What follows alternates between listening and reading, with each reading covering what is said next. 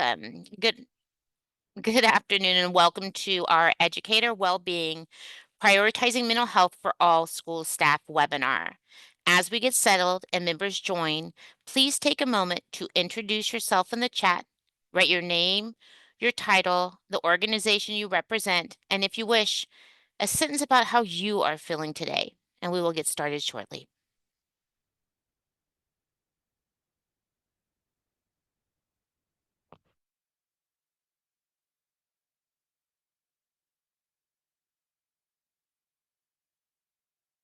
Wayfair helps all of us create a home we love. The Wayfair vibe at our place is Western. But we all got our own thing.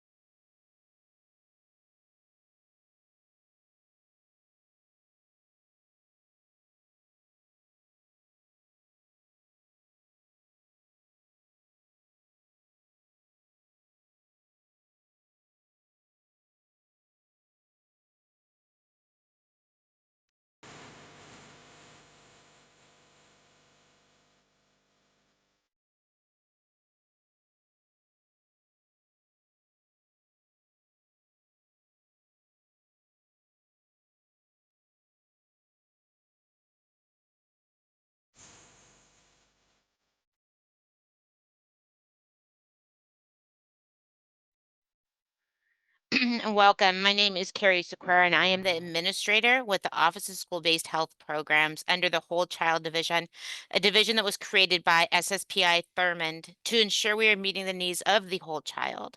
I'm very happy to see so many LEAs present here today to learn best practices and resources to support the mental health and wellness of all school staff, the ones that are charged with such an important task of supporting the well being of our next generation. And we cannot do this without you. So today we are focusing on you. Please know we see you, and we also know that you are doing everything you can to support the 6 million students in California. We cannot thank you enough. So, our webinar objectives today is to raise awareness of mental health challenges, provide practical self care strategies, promote a culture of support and openness, introduce mental health resources and tools, empower educators to prioritize their own well being. Remember, every child is one caring adult away from changing their narrative. It is my pleasure to introduce and welcome the Director of the Whole Child Division, Mr. Dominic Robinson. Director Robinson, would you please join me? Thank you so much, Carrie, and to your team for bringing us together. Good afternoon again. I'm Dominic Robinson, Director of the Whole Child Division here at the California Department of Education. And I'd like to welcome you again to our webinar on educator well-being, prioritizing mental health for all school staff. As we gather today, we're keenly aware of the challenges our education community has faced recently, from the ongoing recovery efforts following the LA wildfires to adjusting to new national policies. Our educators have demonstrated remarkable resilience and dedication.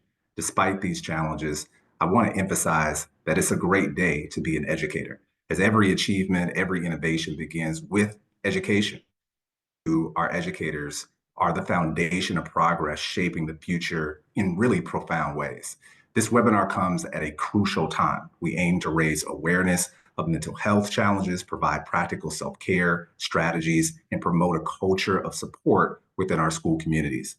We believe by prioritizing our well-being, we not only support you, but also enhance the learning environment for our students. And this aligns, of course, perfectly with our whole child approach by recognizing that your health and well-being directly impact the holistic development of our students. To all of our educators joining us today, thank you for your dedication and passion. You're not just leading schools and teaching subjects, you're shaping the lives and building the foundation for a brighter future. Together, I believe we can foster a more resilient and effective education system for all Californians. And with that, I'd like to turn it back over to Carrie, and thank you all again. Thank you very much, Director Robinson, for the words. I really appreciate them. Okay, so I have the honor to introduce Ali Borowski, the founder plus CEO of Find Your Anchor, which is a grassroots movement aimed at suicide prevention and mental health awareness. Find Your Anchor has placed its suicide prevention boxes in the hands of over 91,000 individuals worldwide. Ali combines lived experience and a graphic design background to bring a creative approach to mental health advocacy. When I met Ali, I was so impressed by this human's commitment to supporting the mental health and wellness of others. She has touched so many people's lives, and I'm so excited to share space with her today. Remember, every child is one caring adult away from changing their narrative. Ali, would you please join me? Thank you so much, Carrie. Thank you for the introduction. It's an honor to share this space with all of you. Thank you for what you do on a daily basis to make students feel seen, heard, loved, and supported. Um, my name's Ali Borowski. I'm the founder and CEO of Find Your Anchor, and we are all about these little blue boxes that we launch and send into the world. So our goal is to infuse the mental health world with more color, creativity, and that piece of humanity. I'll take you through the box just a little bit, just so you can get a sense of what it is, just having a tangible resource. So when you open the lid, it says if you're feeling lost, hopeless, suicidal, this box is for you. If not, leave it for someone else in need. Inside, there's just a bunch of resources and good vibes. One of them being a deck of cards of 52 plus reasons to live. We are all about anchors, which we define as the little things in life that bring you joy. It doesn't have to be groundbreaking. It could be steak tacos. It could be lazy Sundays, a hazelnut latte in the morning.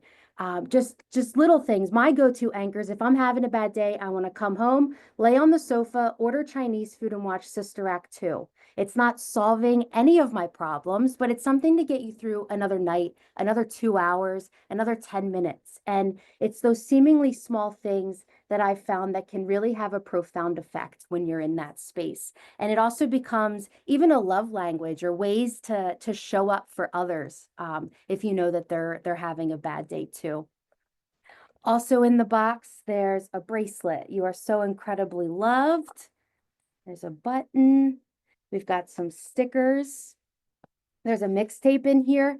If you follow the instructions on the back, it actually sends you to our Spotify playlist. I saw Lacey put the link in the chat to it. Over 11 and a half hours of feel-good music being such an anchor for so many people. And, you know, I've never underestimate the power of music. So there's a link to that in there. There's some messenger cards to pass the box along. We're really seeing the boxes become a peer-to-peer resource and a way to support friends struggling too. Some more stickers, please stay. Good vibes save lives. We created a sensory strip with box breathing in here as well. There's a list of resources. So right now the box has the general resources. They're nationwide, so crisis text line 988, Trevor Project, things like that. But we love partnering with schools, organizations all over, and we can actually customize these to be campus specific, county, region, really whatever you want them to be, just to make it really hyper local to the community that it's supporting. Another resource is the Please Stay Pledge. We created this in partnership with our good friends at Lady Gaga's Born This Way Foundation. It's a literal pledge to stay, but it has self-care ideas, soul-filling acts, a place to put some of your anchors. We've also got an infographic on depression. There's a letter to those struggling. It's essentially a love letter that we need you here. We would feel a shift in this world without you, and that you are surrounded by so many people that love you. We have some more posters in here. There's a You Are Not Weak poster, a Good Vibes Save Lives, a big version of that sticker, a coloring page. And then at the bottom of the box, it essentially says, if and when you're in a better spot, add to it things that helped you, things that were anchors for you, and then launch it for someone else in need. So it has this built-in kind of pay it forward piece as well. And I created Find Your Anchor because I've personally struggled. I survived multiple attempts, my first being in 8th grade, my last being when I was 26. So I've known just this system well, and you know, everything that I encountered in it just felt very clinical and corporate. You know, being handed a 1-800 number brochure just like was not it for me. And I figured I wasn't alone. So I'm a graphic designer. I was the design lead for the NHL Winter Classic and Stadium Series for years. And it was really just creating what I wish I would have had. And it started out as my own way of healing that's just evolved into something so beyond me. We're pushing 93,000 boxes in the world and growing by the day. And we're all about this community of strangers who care, because in the height of my struggling, my core belief was that no one would care. I couldn't feel the love and support that I really was surrounded by. And I was like, if I could create something that showed you that strangers care about you,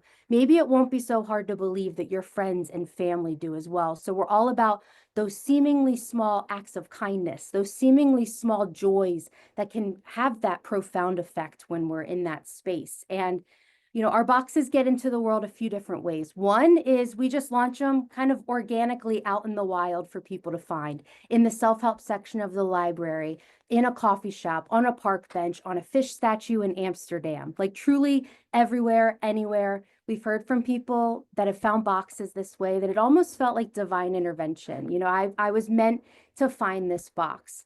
Another way is people can go on our website and request a box.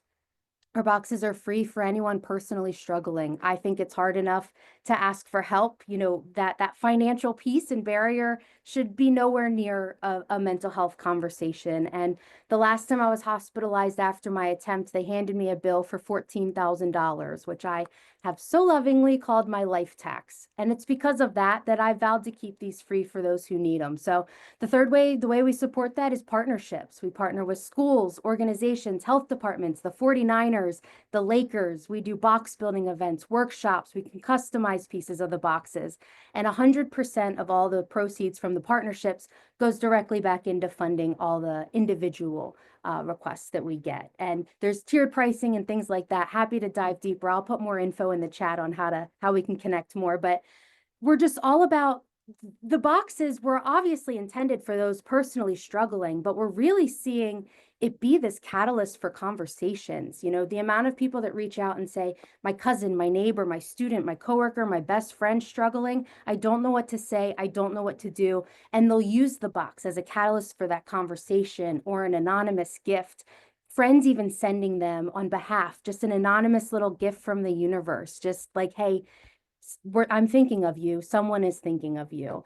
And even seeing these doing box building workshops, it's like becomes it's almost like sneaky mental health where, you know, we work often, I would say our two demographics of like middle schoolers and veterans are always like, I'm good, I'm fine, I don't need this. And it's like, okay, this box doesn't have to be for you. We're building it for someone else in need. But meanwhile, they're reading it, they're touching it, those soul-filling acts of kindness, do something good, and they inevitably leave with a box. So it's ways to show up. And you know, I'm a firm believer that there's not a one size fits all solution to this. What works for you may not work for me. And we're in a digital world, which is great with ease and access to information. Maybe it's the graphic designer in me, but I'm like, print is not dead. And to have a physical, literal, tangible resource that object permanence, you know, it's on your desk or on your shelf if you need it. It's a literal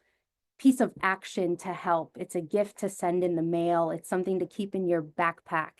Um, it's just, it's unbelievable the power, the seemingly small ways that people can show up. It's unreal. I would love to just connect more. We're all about getting unique and creative and weird to approach mental health, like getting people to I call it approach the booth. We just did an event not too long ago at UCLA, and two college girls were walking by, kind of staring at the booth, kind of walking by. They slow down, they look over, and they eventually are like, your booth's cute. And then they come over and ask about the box. They leave, like, now we're having a conversation about mental health. So I'm like, compliment of the day, a college student saying your booth is cute, but just making it approachable, making it engaging. And I mean, dare I say, like, mental health being fun. So more ways we can connect, but also like, I want to speak to all of you, like the helpers, those showing up day in and day out. Like, I want to make sure that we're supporting you as well, and getting these into your hands, and even community events of like the teachers, the helpers, the support, building boxes together for the community, and really kind of curating those moments and connections with people in every way we can. I'll pause there. I could go on forever, but I'll put some info in the chat. I would love to connect. Thank you again for everything you're doing on a daily basis to show up as being a young person who struggled. The power of feeling seen and heard by school people is everything. So thank you. Sending endless love and appreciation to all of you. I simply adore you. Thank you so much, Allie, and thank you for what you are doing. There are some questions in the chat. I see the San Bernardino County wants to host a Build a Box event. So if you could jump into the chat and respond to those questions, that would be great. Thank you so much. And thank you for sharing space with us, Allie. Okay, so I have the pleasure of introducing Dr. Emily Hernandez. She is the director of the Employee Assistance Services for Education at the Los Angeles County Office of Education, overseeing systems of mental and support for all school staff. She's an associate professor at Cal State University, Los Angeles in the school-based family counseling program, and brings more than 20 years of experience in public education and mental health. Dr. Hernandez is a licensed marriage and family therapist whose areas of expertise include school-based family counseling, dropout prevention and intervention, student engagement, bullying, trauma, school crisis response, and trauma A leader in the field, Dr. Hernandez has served on multiple boards and advisories, advocating for the needs for mental health services and education for students, families, and educators. Remember, every child is one caring adult away from changing their narrative. Dr. Hernandez, would you please join me? Thank you so much for that thoughtful introduction. So happy to be here with all of you. My name is Emily Hernandez, and I'm here representing the EASE program with the Los Angeles County Office of Education. And EASE is Employee Assistance Services in Education. That's what it stands for. Today, I'm going to be sharing with you some important issues in the area of educator mental health, discussing some of the challenges that are going on with those that are working in education. What are the impacts on educators and on students? And exploring what are some of the potential solutions that there might be for these challenges that we're experiencing. Next slide.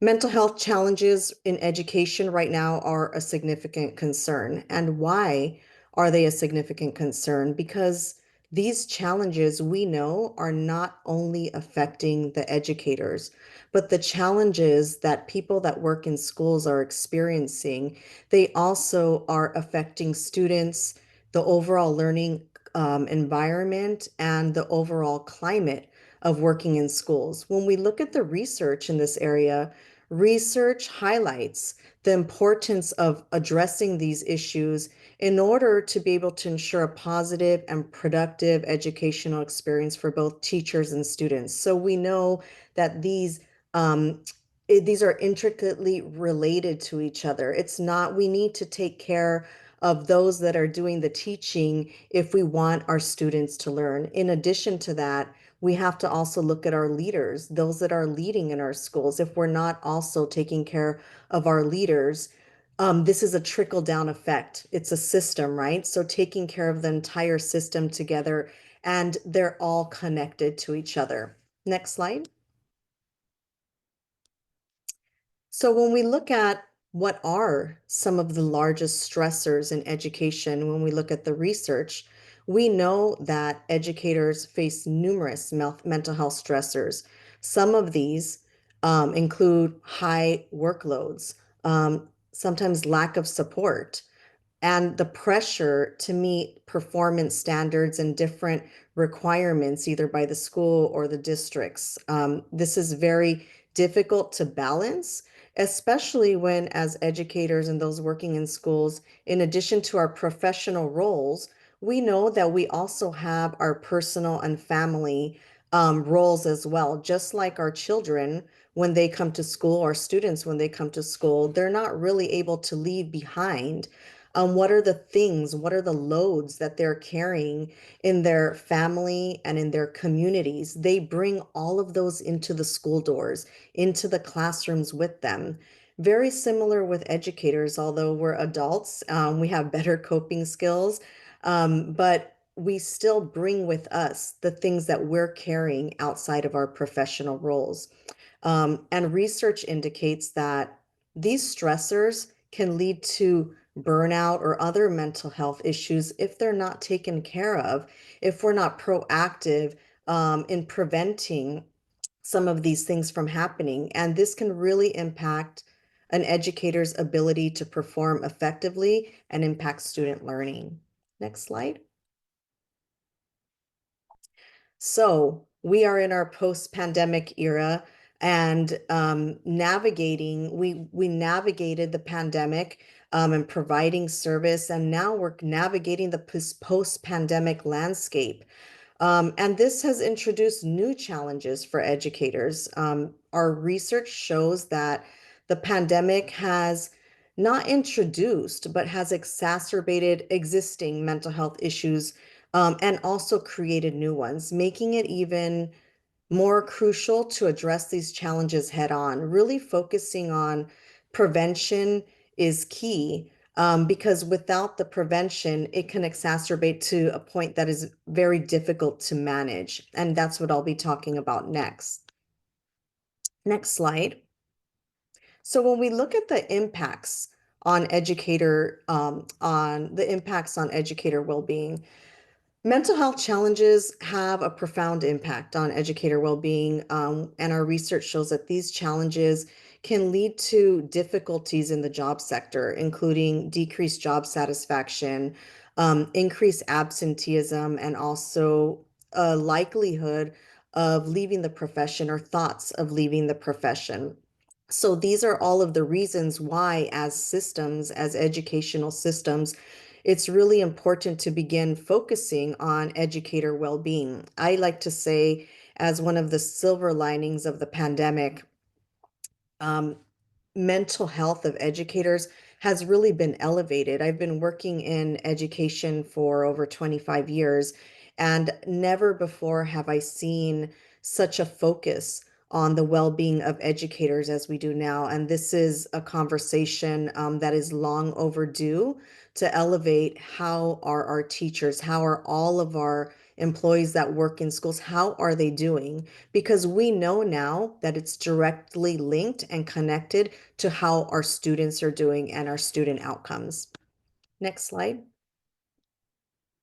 So I talked earlier about stressors. And so stress, I think, sometimes can have a bad rap for us, but stress is natural. It's something that we all have. It's a natural response to change that involves physical and mental and emotional reactions. It's a condition that we experience when our demands exceed the personal and social resources that one has that they're able to mobilize at that point in time. So I like this picture of the body and the stress because a lot of times people think, oh, well, stress is something in our head. And so we know through research that the mind and body are connected.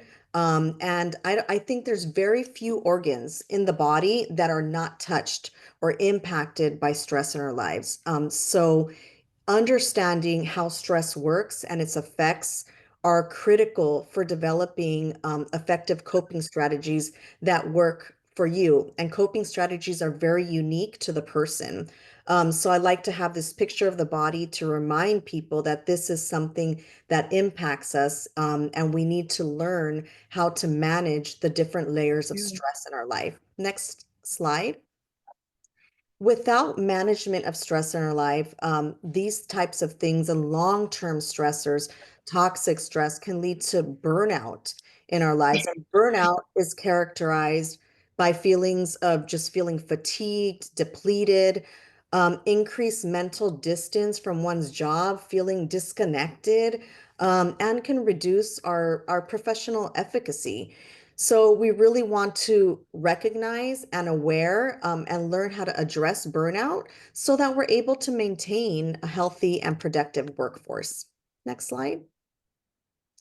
To prevent issues related to depression. So depression is another significant issue, which is described as like persistent sadness, fatigue, and really an impaired ability to function. So educators that are struggling with depression might find it quite challenging to do their jobs, to maintain focus, to have the energy to manage a classroom. This can negatively impact the quality of the teaching and student performance. If you've ever been around or you yourself have experienced depression or been around someone that has experienced depression, thinking about what did that look like? What did that feel like? And so now imagine that playing itself out in the classroom, as a student, and what might that feel like to have a teacher that's struggling with depression. And so you can have a better sense to understand how this has impacts, and trickle down effects into the classroom. These are the reasons why it's important to have support systems in place for educators that may be struggling in each of these different areas. Next slide. So the mental health of educators directly impacts students and learning. Positive interactions, a supportive school climate, and innovative teaching practices, these are all essential for student success and are all impacted when educator well-being, is struggling. So ensuring our educators' well-being is crucial for us to be able to create environments where students are able to thrive. Next slide.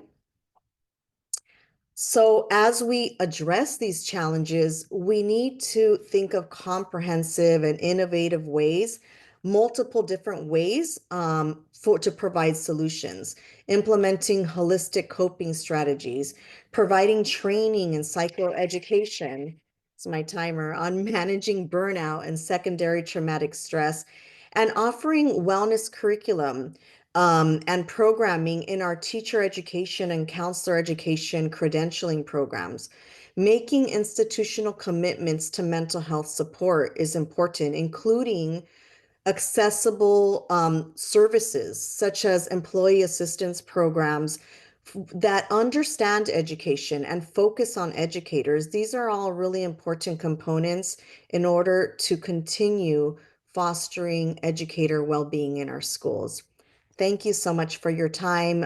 Information on the EASE program will be put in the chat. And if you have additional questions about EASE or employee assistance programs that focus on education, I'm happy to share. Thank you so much. Thank you so much, Dr. Hernandez. Your work is so impactful, and we are grateful for your expertise and support.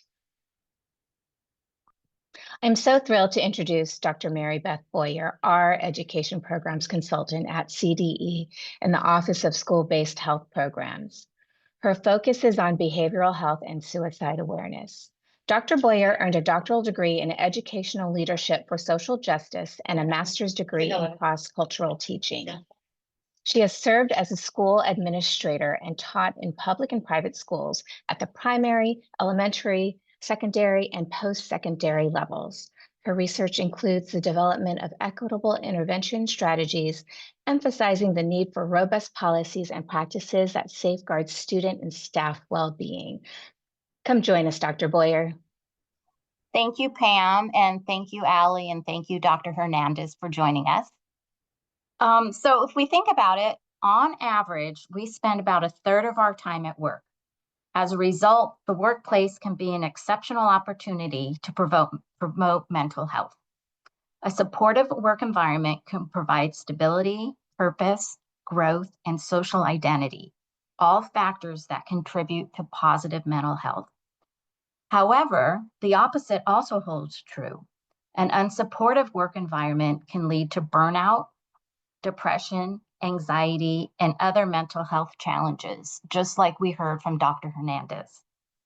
Promoting mental health in the workplace, including schools, is absolutely essential. Looking at this slide, you may recognize a similar graphic if you're familiar with multi-tiered systems of support, commonly referred to as MTSS. A similar framework can be used when we consider the mental health continuum. Our mental health fluctuates based on the circumstances in our lives. Depending on where we are on the continuum, different tiered supports are needed. At that foundation, you can see is a commitment from leadership and resources to create a positive climate and culture. We recognize that the continuum must exist in a cycle of continuous improvement, where we continually measure and evaluate for improvement. Next slide, please. To support continuous improvement and mental health equity, the Behavioral Health Services Oversight and Accountability Commission, which used to be referred to as MHS-OAC up until last month, they developed 5 voluntary standards that organizations, including schools, can adopt to support the mental health of their staff, which in turn supports the mental health of our students. The standards help create policies and processes to address mental health to meet our staff's needs. And keep in mind, we may hear reference to teacher well-being, but that's all inclusive of staff and all stakeholders within our educational settings. So you'll see the standards on the slide. The first references leadership and organizational commitment. This recognizes that mental health initiatives need to be embraced by leaders and supported with resources. Our second bullet looks at workplace culture and climate, which must promote well-being and prioritize mental health, so it is embedded in everyday aspects of the school culture and climate. Staff must have access to mental health support and care and know how to navigate these resources. Very similar to what we do for our students, we need to do for ourselves and our staff.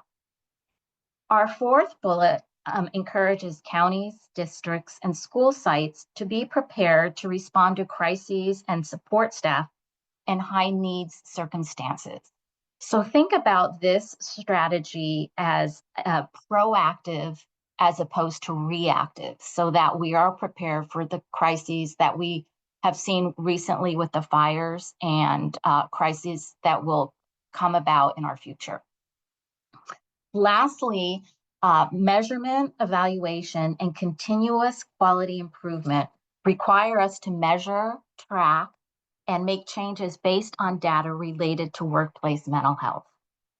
Within these standards are subtopics and recommendations. The report that these standards come from will be included in the toolkit, which also includes potential barriers to the implementation that we may see at our site. So after looking at these overarching strategies that can apply to any workplace, let's drill down and see how do these look at our school sites, in our counties, and at our districts. Next slide, please. So we're going to look at strategies published just last year through a grant from the United States Department of Education to support teacher mental health. As I mentioned before, these strategies can be applied to all staff and stakeholders within a school community. We see again the value of data in getting feedback to understand staff's mental health needs. What does school climate or working conditions survey data suggest about teacher mental health and self-efficacy at your own site? What do staff say they need? Recommendation is to start with reviewing existing data and collecting additional data through surveys or conversations with staff to understand what they need. Provide opportunities to build relationships. Staff may feel less overwhelmed when they feel connected to their students and fellow staff managers. Having strong working culture based on trust, respect, and open communication can help educators work together and solve problems.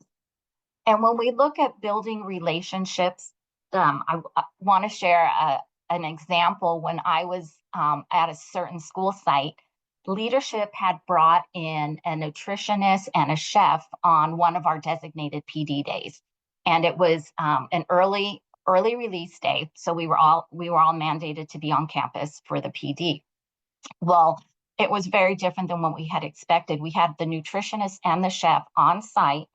They spent the time talking to the entire staff about tips for well-being, and then did a cooking lesson at the end of the dedicated professional development time. So not only did this build relationships, but as we all know, our time is very limited when we're on school site. We were able to build relationships, and we all walked home with a free meal, which was amazing. So little site tip. Next slide, please. So a recent review by the CDC found that mindfulness-based training programs have been associated with reduced stress, decreased depressive symptoms, decreased anxiety, and improved overall well-being among teachers and school staff. Administrators can further support implementation by incorporating opportunities to practice mindfulness skills within existing routines. And you'll hear from another one of our panelists today some tips on how you can implement mindfulness. Next slide, please. Almost 1 in 4 teachers reported supporting my students' mental health and well-being as a top-ranked stressor in 2024. 2 recent studies found that teachers reported improved self-efficacy and reduced burnout after receiving training on implementing trauma-informed care for students. One recommended strategy based on these findings would be to offer professional development on ACEs, or adverse childhood experience, as well as trauma-informed practices. And for those who may not know, recent legislation that's known as SB 153 will require 100% of certificated and 40% of classified staff to be trained in trauma-informed practices. So that legislation came out last year. So LEAs will have until January 2026 to implement this training, which should have a positive effect not only on our students' mental well-being, but our staff as well.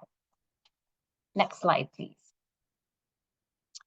Research has also found a relationship between strong school leadership and increased teacher self-efficacy and decreased burnout. Teachers report greater satisfaction when school leaders involve teachers in decision-making, set consistent behavioral expectations for students, and provide constructive feedback. Another recent survey showed that 66% of teachers reported that additional or better support for student discipline-related issues would also support their mental well-being. Next slide, please. Less than 20% of teachers in a recent survey said that teaching profession is sustainable, meaning teachers have schedules that help them focus on teaching with appropriate workloads and hours. That means 80% of our teachers do not find the teaching profession to be sustainable. Giving staff breaks, offering flexibility, minimizing administrative paperwork are just some ways to support teacher mental health. Part of protecting staff mental health is protecting their time in schools as well, and also respecting when they need time outside of school. Permitting or encouraging mental health or wellness days is a step schools and districts can take in supporting staff well-being. Accessing counseling can be a challenge for teachers as well, because usually they have inflexible work schedules. Districts and schools can partner with local health providers to creatively provide access to counseling services, such as access to free online self-paced programs or free individualized therapy sessions during the school day. Next slide, please. So you can take a deeper dive into the standards and strategies that I just briefly went over. These links will be provided to you in the toolkit following the webinar. Thank you for listening to this very quick review of the standards. What I would like to do is introduce our next panelist, and I have the pleasure to introduce Andrew Crow. Andrew is the Deputy Director of Scholarship Prep. Andrew has presented locally and nationally on trauma-informed practices, culturally responsive education, and homeless youth supports. He currently serves as the Elder in Residence of the Native American Alumni Board of Notre Dame, a member of the California State Board of Educators Advisory Commission on Charter Schools, and a board member of the Orange County Continuum of Care, a cross-agency elected board designed to end homelessness. Andrew, come join us. Thank you, Mary Beth. I appreciate it. And I appreciate all of you being in this shared space on this Thursday. So if you can go to the next slide, I am here to, talk about, putting some of this research into practice. And so thank you to Allie and Emily and Mary Beth for sharing so much of the data on why, well-being is vital, not just to staff, but also to students. And if you're here, you know that it's vital to create a culture of care. And you can do that whether you're the entire state, you're the district, you're a school, you're a department, you're a team, or you're just you and you are in this battle. The hard part of this, though, is that a culture of care doesn't just happen. You have to be intentional, transparent, and consistent if you want to have a culture of care in your department or organization. And if you don't define your culture, it will define you. So we want to make sure that we're proactive and that we are on the forefront of making sure that mental health and well-being is a priority. And Mary Beth shared that we can either promote mental health or as a place where people spend up to a third of their time, we can harm mental health. And so we want to really focus on the why of a culture of care. If you create a culture of care that shows that you are prioritizing staff wellness, that you are reducing the stigma and judgment that comes with focusing on mental health, and you're also going to increase the productivity, belonging, and performance of your staff, which in turn does that for your students. So that is why we create a culture of care. And the next slide will start off how we actually do a culture of care. So this is what you can do as a leader on this call to support others. And you are a leader in whatever role that you're in. You're the superintendent, a principal, a grade level lead, department chair, office manager. You are a leader in this effort. Being transparent and open about care and mental health is super, super vital in our time, in our profession.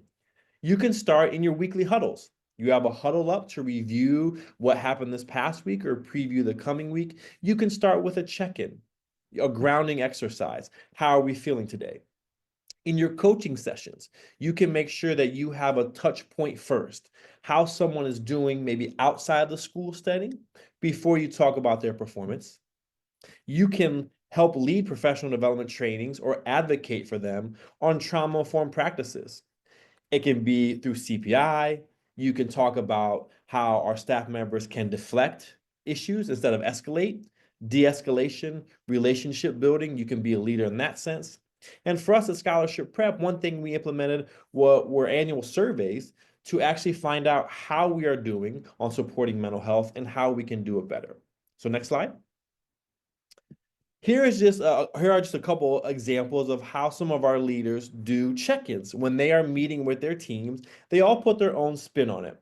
Some of our leaders love doing GIFs and memes. Some of them love doing what color you're feeling, numbers from 1 to 5. On the right, you see that we have partnered with an organization called Move This World, and we use their emotional building blocks. But having this at the forefront of every meeting, whether that is with your families, with your staff, with your students, shows that you care about how people are feeling. There's a consistency to it. And it makes it okay for people to not be okay, to share their feelings, and to share that it's okay to feel multiple things, but we are all still here on this same journey. Next slide, please. At Scholarship Prep, and I also urge you to do this, we have created surveys. So surveys for our staff that are designed to ask how we are doing on supporting mental health and what we can do better. So through this process, it became apparent that we needed to do more. We can always do more, and it pushed us to do that. So whether that was bringing in yoga experts, Pilates instructors, having a donut bar, coffee bar, or partnering with organizations like Care Solace or Hear You to provide services to our staff, that's what we have done in response. Another unique thing that came from this process was a wellness reimbursement. So we reimburse our staff for doing things like races and marathons and gym memberships to make sure that they know that we care about how they're doing outside the school as well as inside the school. And it just creates this culture where we hear you. We can't necessarily implement everything that staff is asking for, but it is vital that we hear them and attempt to do as much as possible. Next slide. This is what your organization can do as a whole to support mental health and mental well-being. We often talk to our teachers and staff about how important it is to celebrate and shout out students, but maybe we don't do as good of a job of doing that with our staff. So being consistent and open with our celebrations, and even if you're a leader, having a spreadsheet and tracking how often you are celebrating each individual staff member, because it can be easy to just continually shout out the same specific staff members, but we want to get outside that bubble and make sure they all feel that way. Two others I want to talk about really quickly are roller coaster support.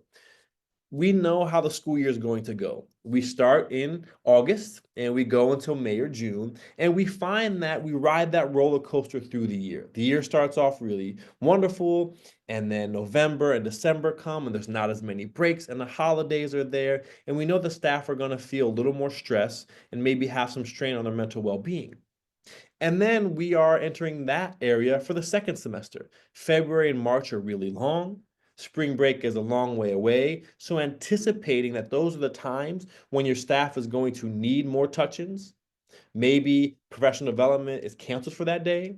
Maybe you're having an additional checkpoint. Those are very, very important to do for your staff. And the final one is self-care challenges.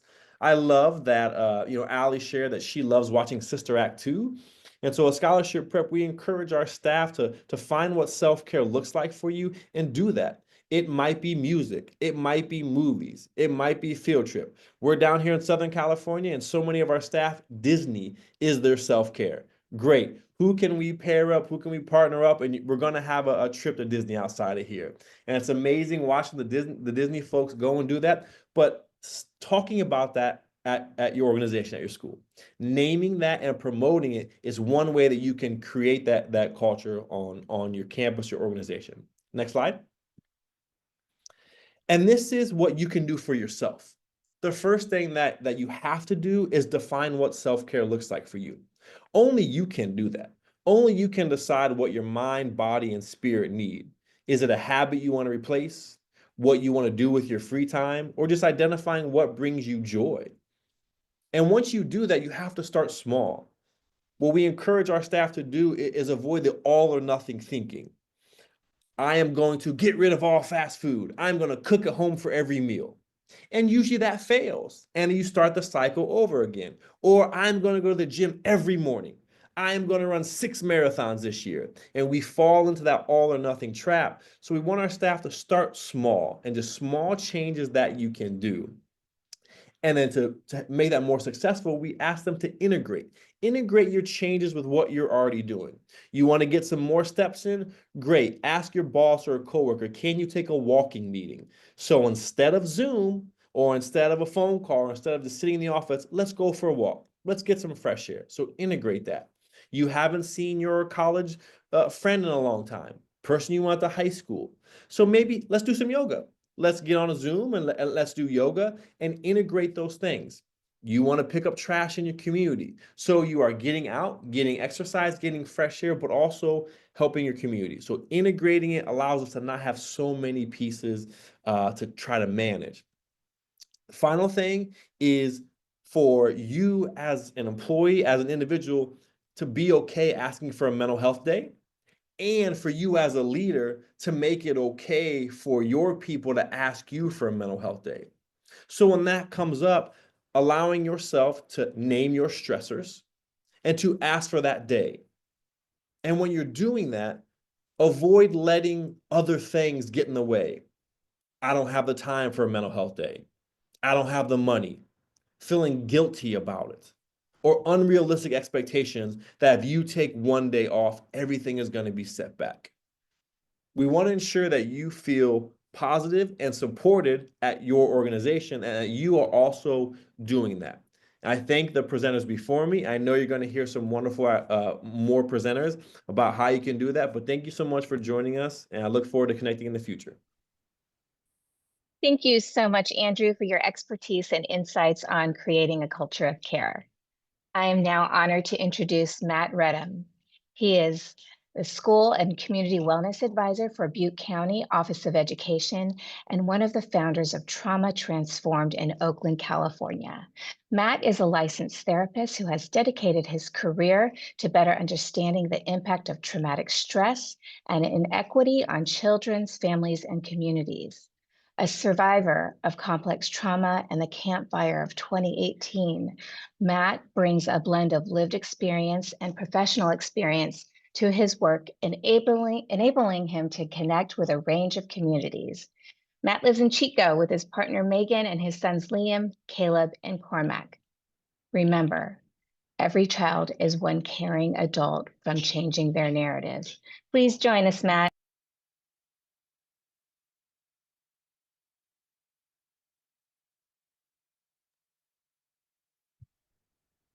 Thank you. I don't think I'm on camera, but that might not hurt anybody. My name is Matt Redham.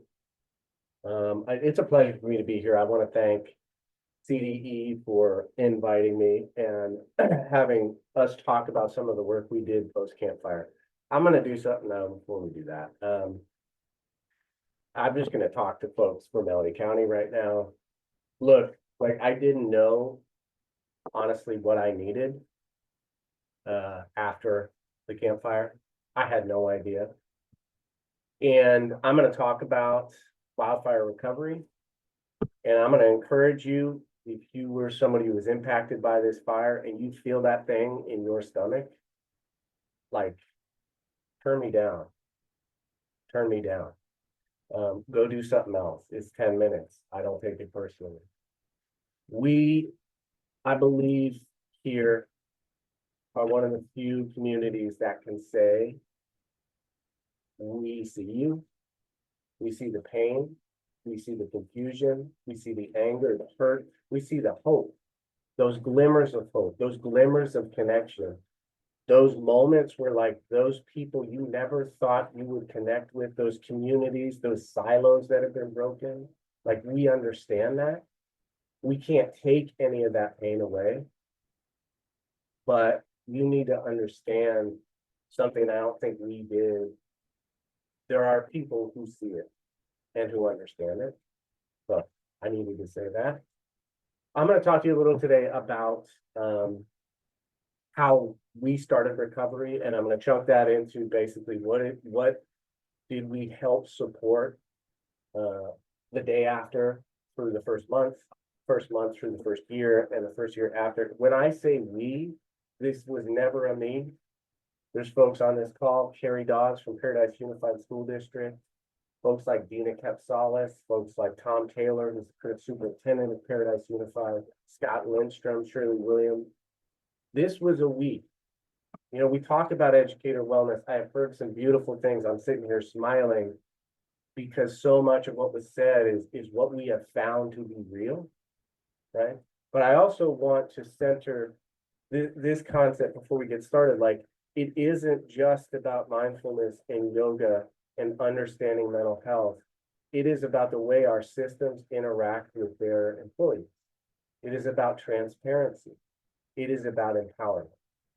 And those things, as you help a system recover, as somebody who was both a helper and somebody who was harmed by this incident, every opportunity between a system and the folks that work in that system is an opportunity to build educator wellness or siphon it off. Every single opportunity. And some of the things that I would consider educator wellness and bolstering educator wellness have to do with how our systems are set up, how they function, and what they're meant to do. Next slide, please. So I'm going to go through this very quickly. We're not going to do this slide. Next slide. So it was a bad fire. That's all you need to know. I don't want to sweat out of my eyes right in front of this many people. One of the first things we realized, like, we didn't have a comparison. We didn't really know what to do, right? We didn't understand what this process could look like. We had not experienced, nor had anybody we spoke to experienced the devastation of several communities in the span of one day. What we immediately found, because we are automatically concerned about our children, our students, is the most salient repercussion was on the adults in the system. Of course, right? Like 90% of staff, 98% of staff lost their home. So we understood staff and educator wellness was going to be a part of this. But until you are in it, you do not appreciate the enormity of how that shows up. So one thing that I think will run and has run as a strand through everything we've heard today is this is about community. This is about the collective. We know that with traumatic stress, the one thing of many things that are terrible for it is social isolation. And what we found is that if you are recovering or you have been a survivor of a natural disaster or a wildfire, you can feel alone in a room full of people if you are not hearing your story and that story is not being validated. So we recognized very early on, BCOE support had to involve many different aspects. But so many of us that were involved in that recovery were also experiencing impacts ourselves. We showed up at every community gathering, and gatherings would happen in random places for different reasons. And in those gatherings, you had FEMA and you had folks that were there to support educator wellness, that were there to support adult wellness. And what we found was that's not necessarily who our community went to. They went to people whose faces they remembered and recognized. When you lose all the things that sort of remind your brain and body of what is safe and predictable and normal, you know, the trees, car, certain houses, you lose a sense of safety. And so that sense of safety, then we learned, comes through interactions with those that you are familiar with. Instead of That parking space being familiar to you, it was that face that you saw every day. And there was a bonding within that. So we recognized that showing up at holding spaces for whatever reason, usually involving food, quite honestly, to come together was critically important. It's critically important anyway, but we found that when you are recovering from something that devastating, it's critical, it's necessary. Folks do not want to learn about traumatic stress in this first month. They want to understand how to get a hold of their insurance company. They want to understand where they're going to get food, where their kids are going to go daycare, what it means to get reimbursed for housing. So case management, resource management that links impacted folks directly to Maslow's hierarchy is absolutely critical. Linking to EAP in rural areas, that's a tough program. So looking immediately at alternatives, I think that Kiryu was mentioned and a few others. That's a great idea. We also realized that support was critical for our leadership, district leadership, superintendents, all of the folks that we know in LA County are spearheading this effort. They need support as well. They need to be regulated as well. So we had some of our fire recovery team. We were fortunate enough to work with one of my favorite people on earth, Dr. David Schoenfeld from the National Center for School Crisis and Bereavement, who worked with us then, who continues to work with us now. I love David Schoenfeld. He's a wonderful human being. I know he's helping out right now in LA County. And then we had retired district leadership that would come in as well. Staff who have been impacted are watching how leadership also is being held and handling it, how vulnerable they are, how able they are to speak to their own experience. We'll talk a little, just very briefly, like training is necessary, I think, for folks that are supporting impacted people to mitigate their secondary stress. Nobody who has been impacted, and I can say it like that because I was impacted, I think, wants to do a sit, stand, and deliver service. It's not going to land for them. They're thinking about insurance. They're thinking about things that are absorbing their central nervous system. Okay? Next slide. When we look like 1 month to 1 year, and we could chunk this up by month, quite honestly, but for the sake of time, we started thinking about what are the things with Paradise Unified and all the folks that are helping, what are the things that can become systemic, right? There was money pouring in, there were resources pouring in, and we tried to keep a bit of an eye on how do we build things that will last as well for issues that were there prior to the fire anyway, whether there's a mental health, traumatic stress, the impacts of stress and poverty, equity issues. One of the things that I did, I was working with Paradise Unified prior on trauma-informed systems work, trauma-informed schools. So I was a familiar face. I lived in the canyon right below Paradise. 85% of my neighbors lost their home. I was displaced. I lived in a room and my 2 boys lived in another room. And I look back at that with both nostalgia and grief, right? I immediately after needed to be in spaces with people who were also experiencing that, but I didn't necessarily want to do storytelling. It makes sense. Like I didn't want to tell the story. So I facilitated and others did some staff circles. Folks would come weekly, sometimes we do it twice a week. I would provide psychoeducation and facilitate the process. I really tried to steer clear of storytelling, and I think that's a good idea, especially in that first couple months. One of the things that we did also was we started understanding that to truly give the support that our educators within the district and our charters that were impacted needed, we had to understand what they wanted. We had to understand how they were actually doing instead of sort of guessing at that. So we did the ProQual, which is a professional quality of life scale, district-wide, and we had an open answer section there that helped us to better understand what works for folks and what didn't. I love doing those circles. I know a bunch of people that I know really well and I'm close to that were like, I wasn't going to go near those things. I did not want to, that's not what I wanted to feel about. So what worked for them was working out, or individual therapy, or art. The thing about, I think that's really tricky, and we've heard this about really systematizing adult wellness, is different things work for different people. And it's very hard to meet all those needs. But by asking the question, that is, again, a move towards wellness, right? Because to ask that question, you have to take a risk because you will not be able to meet all those needs. But to ask the question is to show compassion and is to show care and to respond to that and to give something back after that survey was critically important. Having roving subs, ability for staff that was impacted to tap out and deal with insurance and to deal with their needs, their family. We did start implementing, having folks from the community implement mindfulness groups, community resilience model. I think one of the amazing things that PUSD did in collaboration with BCOE and using fire funding and philanthropy funding, they hired an LCSW that free of charge would see whomever in the district. And her caseload was immediately, as you can imagine, full. She has continued to do that work, although titrated down for the past 6 years. And then, of course, we place fire recovery counselors in every school and displaced schools.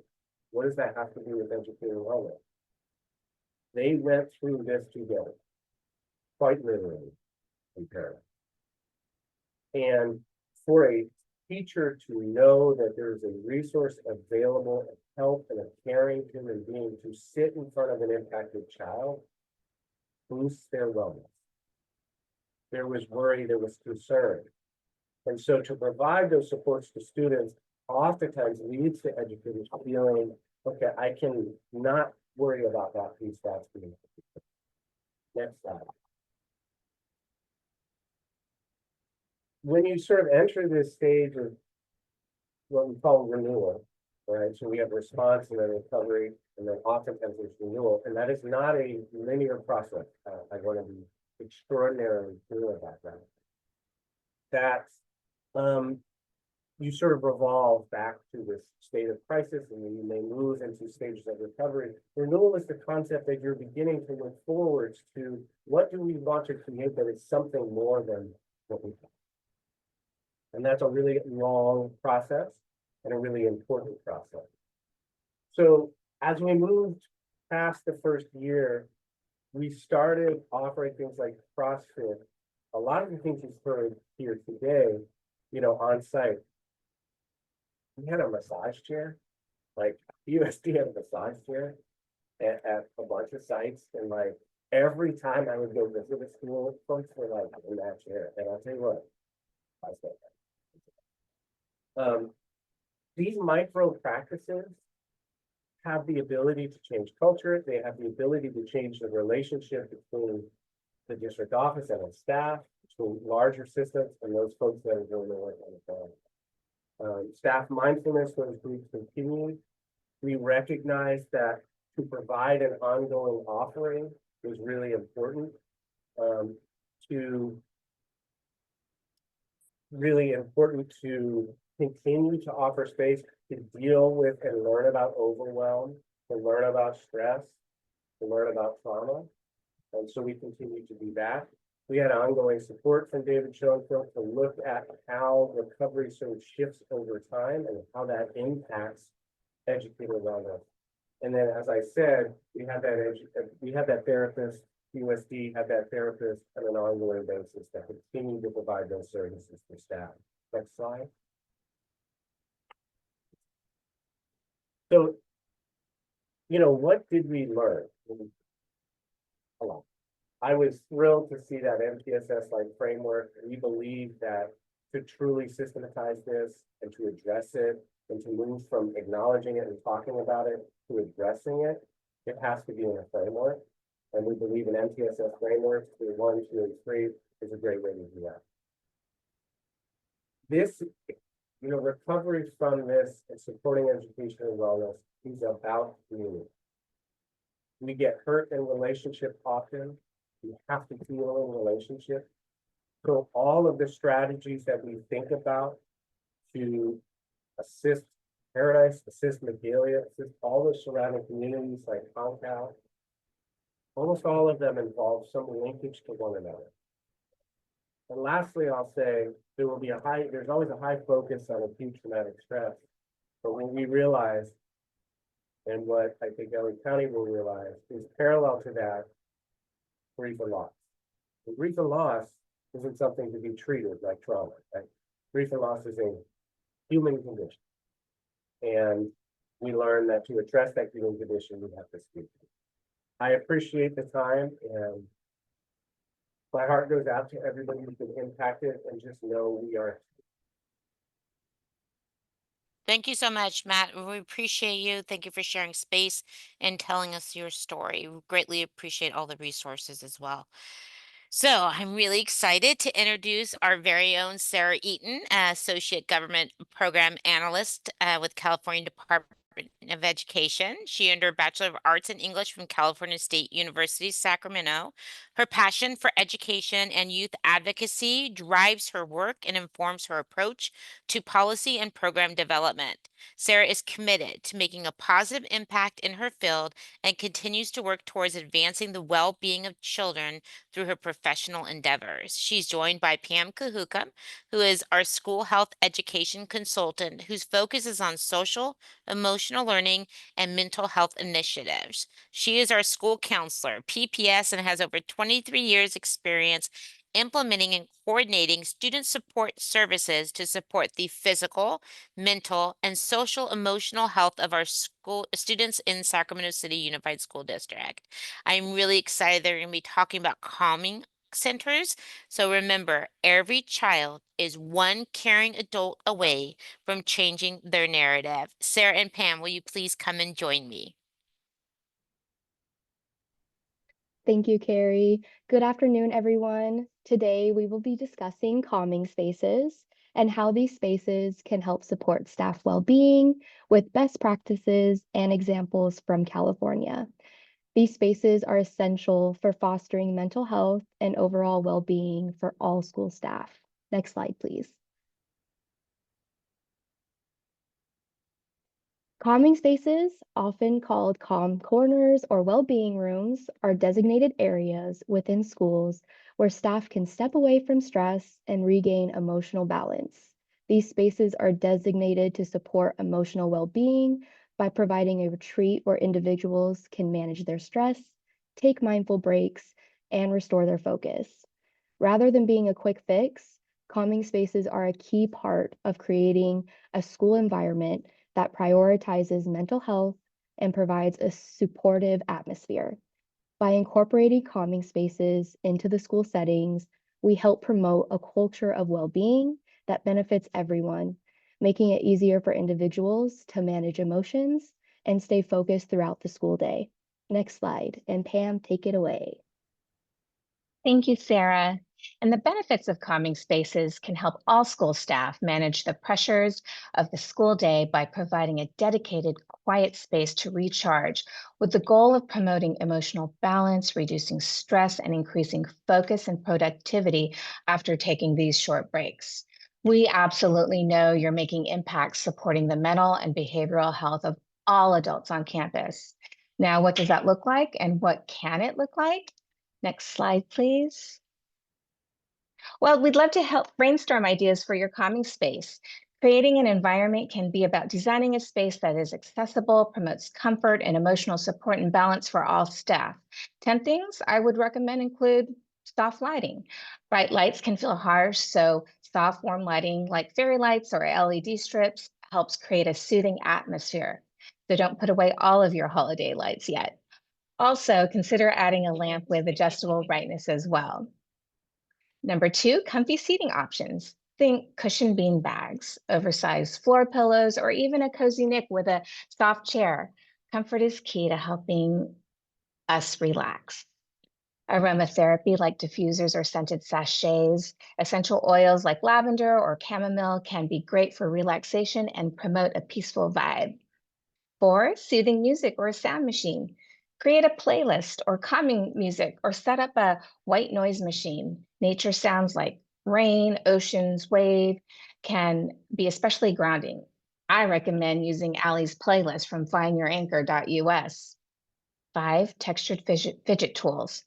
Items like stress balls, fidget spinners, or textured fabrics can serve as tactile tools to focus on when feeling anxious or overstimulated. Gentle visuals like coloring or art supplies, have them available, such as coloring books, pencils, or markers. Engage in creative activities. Engaging in them can help with emotional regulation. 7, a few small plants can add natural calming touch. Greenery is associated with feelings of calm and growth. A quiet space for reflection. Provide a space where staff can reflect, maybe through journaling. A small notebook with thoughtful prompts or a gratitude journal might encourage mindfulness. 9, comfort items. Soft, cozy blankets or even weighted blankets can help individuals feel safe and supported, especially during moments of high stress and anxiety. And 10, guided breathing or relaxation materials. Include posters or cards with simple breathing exercises, mindfulness tips, or short meditation instructions can guide in self-regulation. This blend of sensory, tactile, and emotional support can create a space where staff, all of us, feel safe and can decompress. Sarah? Thank you, Pam. Next slide, please. Now for evidence-based strategies. Programs like the Healthy Minds program have shown that mindfulness and emotional awareness lead to significant reductions in stress and anxiety among educators. In addition, resources like ACT workbooks provide staff tools to manage their emotions and stress by helping them focus on values and mindfulness, ultimately improving their mental health. For more in-depth guidance on creating and utilizing calming spaces, we recommend checking out the West Ed guide titled Calming Spaces in Schools and Classrooms. This resource offers detailed information on how to set up these spaces and provides evidence-based strategies to make them effective for everyone in the school community. We will be sharing these resources in the chat and after the webinar as well. Next slide. And remember, we can start simple and sweet by putting systems in place at many of our school spaces for staff to access, like a staff recognition wall sharing sentiments of gratitude, kindness, kudos, and more. And putting together wellness well-being baskets, a take what you need tool where staff can take ownership of the types of things they would like to see in the basket, and you can use many of the activities we mentioned earlier. Sarah, wrap us up. Well, they're great. Happily. Lastly, we're grateful to share some wonderful examples of calming spaces in local school settings here on this slide. While these examples are a great start, we've learned that many LEAs, COEs, and school sites are still in the early stages of developing these spaces or may not have them yet. This underscores a broader need for such spaces across the board, especially as we continue to recognize their importance for staff well-being. We want to take a moment to celebrate the efforts of those who have already created calming spaces. These spaces go beyond just physical areas. They represent a commitment to supporting the emotional and mental well-being of educators and all school staff, which in turn benefits students as well. We are deeply grateful to everyone here today for your ongoing commitment to supporting the mental health of educators and all school staff. By working together, we can continue building stronger, more supportive educational environments for all. With that, I would like to introduce Lori Woodley Langendorf. Lori, a lifelong school counselor, CEO, and founder of All It Takes, producer of the award-winning A Trusted Space films, is dedicated to creating spaces where students and educators thrive. She is widely recognized for her expertise in developing award-winning experiential SEL programs and delivering impactful speaking engagements and training in California and beyond. All It Takes is a proud partner of the Cal Hope Schools Initiative. Remember, every child is one caring adult away from changing their narrative. Please welcome Lori. Thank you, Sarah, and thank you, Dr. Sequeira and CDE for having me. And I want to just for a moment just recognize all of the experts and the powerful voices who've come before. Matt, specifically, I'm a neighbor to both the Eaton and the Palisades fire. And just hearing your guidance on how we can be supportive to others, even if we're not the ones impacted.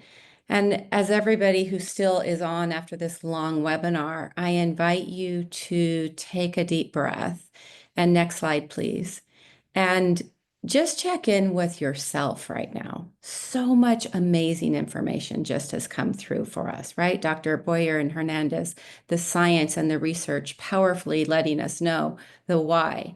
It's not just because we feel better, it's because the science says we will be better, we will function better, we'll be healthier humans, and healthier humans are healthier towards others. And Allie and Andrew, your tips to bring people together and to offer services, both in as a leader in a program or in a situation where we can bring people together, we can see them in a way that maybe we couldn't see before. And now I want to just end us up. I think I'm the last one here and say, let's check in with ourselves with all the information we have. We know how to create caring spaces. We've just gotten a lot of information. We know the value of it through research. We know the value of communities of care. What is the practicality of them? So sometimes we get caught up in, okay, that's all good information, but how do I bring that into my reality? And I want you to just, or I invite you to actually think about how you picture self-care and self-wellness. Do you find it practical? Think about being the neighbor, as I am, to some of the people impacted by the fires. And sometimes my well-being gets set aside because I'm like, oh my gosh, I need to be in service too. And how often do we as carers, if we're in education, we're carers. And it's easy for a carer to set aside our own well being in the thought process of what someone else needs more. And I think that for us to stay in touch with our own belief that making self-care practical for us, whatever that looks like, listen to a song, have a cup of tea, and go for a walk, like all the things that art, drawing, whatever it is that keeps us whole a little bit anyways, helps us be more whole for them. But it's easy to lose sight of that. Next slide, please. I invite you to notice where you are right now. So a little different than even's written on the slides. Where is your energy? Are you thinking about your well-being or others' well-being? Are you able to look at both and in a healthy, full way? Or do you need to step back and really pay attention? And I invite you to look at yourself. What awakens vibrancy for you? It might not be tangible in this moment. When you're in a crisis, when your neighbor's in a crisis, your partner's in a crisis, it can be hard to find our vibrancy. But if we don't identify what helps us be vibrant, it's hard to see that as a possibility in a moment when maybe vibrancy is possible, even in the middle of a crisis. Even a moment of a laugh or a smile is okay with no guilt and no shame. And what things secure your peace? I read an article just last week about, because I'm in support of, not a victim of the fires. And I was like, what is the best thing I can do? And one of the most touching things from somebody from the fire, the cook, oh, I don't remember which fire. I'm sorry, the Paradise Fire. Apologize. She said, the best thing that someone did for me was to show up with a cup of tea that I didn't ask for and stand silently beside me. And in that, when I read that, I thought, oh, that secured a little bit of peace for that person. And in that securing of peace for that person, I could feel peace. I could feel how that was for both myself and this other person in somebody else's story. And when we're in our own peace, what are we feeling? What are we experiencing? Or when we're in our vibrancy, what are we experiencing? When we're tapped into how we feel, when we're in crisis, in peace, in vibrancy, in upset, in anxiety, we're able to notice that, name it, and then really check in with our behaviors that go with those feelings, and then identify ways to move through them if that is what we choose to do or what we're ready to do. Because as Matt was saying, we're not ready for a lot of things that others might want us to be ready for at times. Our reality can be different than what others on the outside think we should be ready for. And I think it's great to be able to name that. Next slide, please. So once we've noticed where we're at, like right now, just right now, are you calmer before coming than you were when you came on this call? Are you feeling more informed, more prepared, more prepped, more motivated or inspired? What do we choose from there? And sometimes I think it's really important to look at what feels impractical. Like, I'm going to do something for me when I know that one of my students is hurting. I'm going to do something for me when I know my colleague just lost their home. But if I'm going to do something practical for me that feels impractical, it might be the most indispensable thing I can do because it allows me to have the space to be in full service to those whom we're worried about or we care about or who need something that they might not even know how to name. Next slide, please. And from there, we act. And sometimes an action is literally a breath. I like to share with people that, a lot of times people are talking one day at a time, one day at a time. And sometimes I think it's okay to say to somebody, really, sometimes all we have is one breath to the next. And one breath to the next gets us to three breaths to the next, and to 5 minutes, and to 10 minutes, or to an hour. We don't have to be okay for a whole day. It's okay to just get through any given sentence, moment, conversation, and we don't need to look beyond that or put ourselves in a place where we make ourselves wrong for doing something or not doing something. We're doing the best we can with the moment we have and the people in front of us. So if we choose to be okay with that, and then we invite others to help us do it. And I want to share that this very special dog here, that is my dog who jumped on my desk after I'd been sitting for 6 hours. And I think when I look at him, I'm like, he wasn't just saying, hey, look, I need to go out. He was like, look, I think you do too. And when we look at others and we're like, who in my orbit do I trust to say, please remind me? Remind me that maybe I'm sitting too long. Maybe I'm so anxious and I've been barking around the office all day. And I mean that, like barking, snapping, moody. You know what? I love you enough. I trust you enough for you to be able to say to me, let's go for a walk. How about that cup of tea? Here's some headphones. You have a favorite, I put your favorite playlist on. What is it that we can see for ourselves or for others? And do the things that you love that you don't want to do. That's an interesting quote I just recently saw. Give yourself the grace to do the things that you're like, I love to go for a walk, but I don't go for a walk. I stay seated at my desk. Do the things that you love that somehow you're not motivated to do. It can help us feel a little bit more in our peace. The best answers are for you. That came up with a lot of our other speakers. Next slide, please. The best way to reach out to to do the things that matter to you. No one knows better than you what brings you vibrancy and what brings you peace. Find a way to attach to them and make them practical, even if they're 30 seconds. Your peace and your vibrancy is worth finding a way to make them practical. I can be reached at allittakes.org or calhopeschools.org. I know, Pam, or Sarah, when you introduced me, you said that we are a proud partner of calhopeschools.org. That is true. And there are so many films on the calhopeschools.org website that help you start the conversations that sometimes feel really uncomfortable to start. So I invite you to seek out the resources that help you find a way into the thing that maybe is challenging to step into. Thank you so much for letting me be here, and I appreciate all of you for being here. Thank you so much, Lori. I always love sharing space with you. And you Thank had you, give some Carrie. really, really important tips and information for our school communities.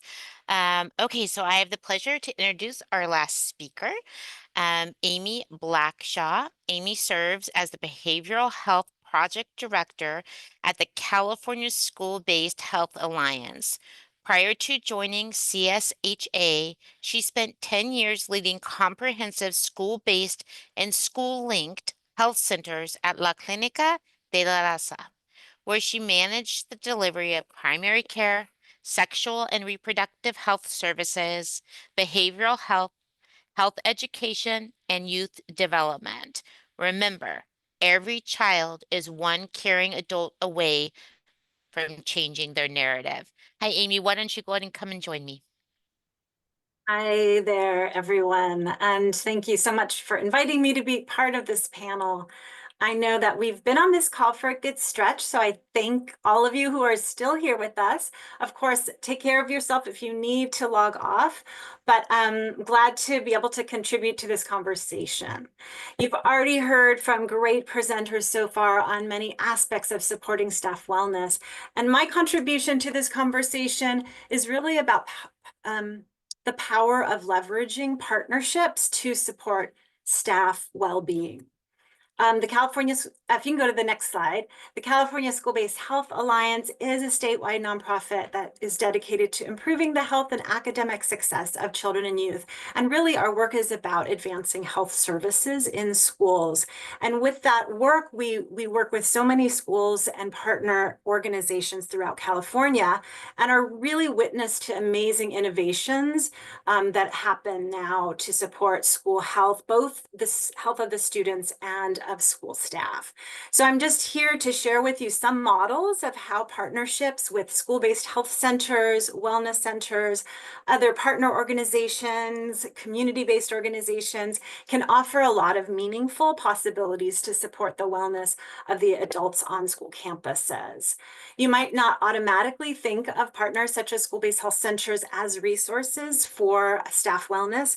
However, some of our most successful school health centers are those that are very integrated into the school community and who extend their focus of health and wellness beyond the student population, also see their role as really contributing to the culture of health and wellness on campus. And so it's really this idea that we've been talking about this afternoon of adult wellness being necessary for student well-being. Partnerships with organizations can definitely augment and support the staff wellness efforts. Next slide. And this work is really rooted in the foundations of a trauma-informed school. Sort of this foundation that adult well-being is a necessary component for student well-being. When educators can show up healthy and present and feel cared for in their school environment, they have more positive interactions with students, and this leads to improved student outcomes. So part of what we know and what we've talked about this afternoon is that stress and burnout experienced by educators and school staff can really be exacerbated and result from some of the from working with students who have high levels of trauma. And so some of the strategies that I'm going to share are really rooted in trauma-informed principles, recognizing that school staff are more likely to thrive in a school where they're provided tools, space, and time to manage their stress and overwhelm and their trauma responses. Next slide. So we've talked about professional development, and partner agencies can really be partners in this work with schools. Often they have expertise in trauma-informed practices in topic areas such as compassion fatigue, vicarious trauma, self-regulation and grounding, and can support the mental health literacy among school staff. Because school-based health centers are really part of the school community, this can be ongoing training rather than just a one-off professional development. Another approach is educator and administrator consultation. So these can be one-on-ones or group support for educators and leaders to help them strategize on working with students who are dysregulated, help them identify their own triggers.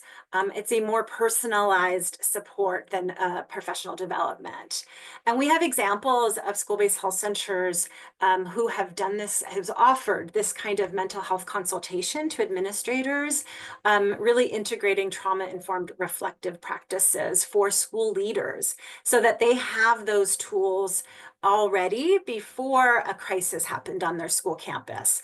And this has really proved successful in those schools that have been able to utilize and take advantage of that support. Another strategy is leading a healing-centered school learning community. I know some of the prior speakers had talked about growing a school culture of wellness or a culture of care.